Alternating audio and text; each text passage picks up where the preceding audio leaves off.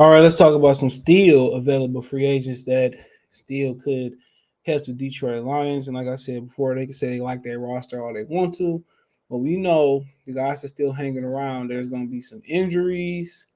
Um, we know there's going to be some injuries in the off season. We know that there's going to be some guys that maybe retire or fall off a cliff and not as productive as they once were. And we know no matter how good your roster is, looking at the Los Angeles Rams, they still made prominent upgrades to their roster. This offseason, you have to continue to upgrade your roster in the National Football League. And any league can never get a temp look for upgrades, no matter how many championships you win in a row. Um, Things constantly change in football, so in sports in general. So look at some guys, and one of the biggest guys out there that we all gonna know his name is Ndamukong Suh. All right, Ndamukong Suh is still a free agent. Don't know what he's waiting for. Maybe he looking for a championship fit. I think the Bucks might be mad that he made that dumb penalty early in the playoff game, and that could have been the difference in them winning.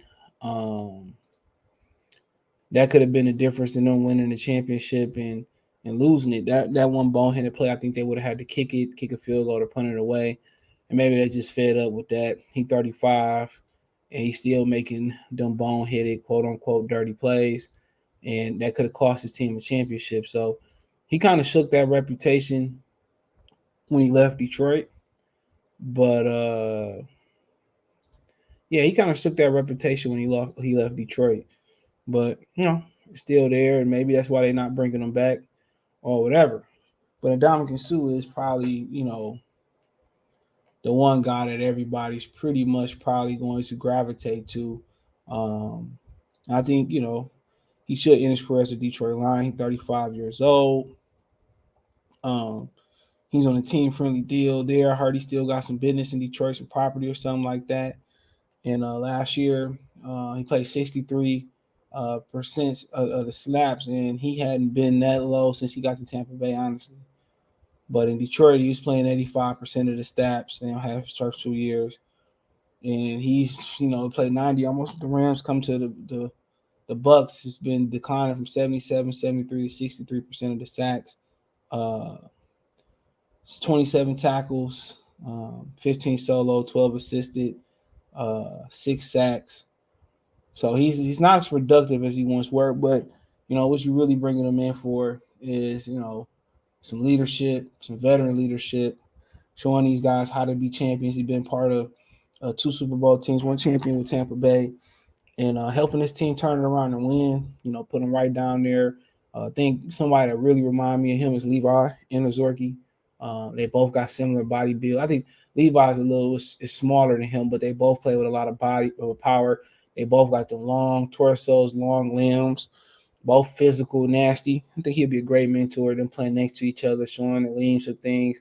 Kind of he would be in the role that Kyle Vandenbosch was when he was a rookie or coming into the league for Willie Young, Cliff Favreau, Nick Fairley, and them guys. So that's kind of role that he would be in. And I think he'd be a great mentor for those guys down there and show great leadership. So wouldn't mind bringing him back. I think he should retire in the Lions jersey. I don't think no other place loved the Ndamukong Suh like he was loved in Detroit. So just too bad the franchise just shitty and never clicked. You're talking about a guy like Anthony Barr, um, especially in a team that's going to run multiple even and odd fronts. Um, he one of them dudes who's still athletic, but I just don't think being a traditional linebacker is for him. I think if you stand him up in the 3-4, rushing predominantly off the edge, I think he'd be better there. But he athletic.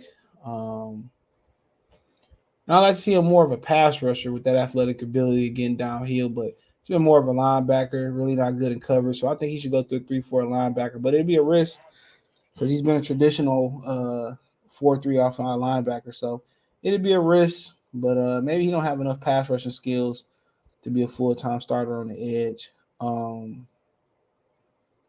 Keep looking at some dudes here. Uh,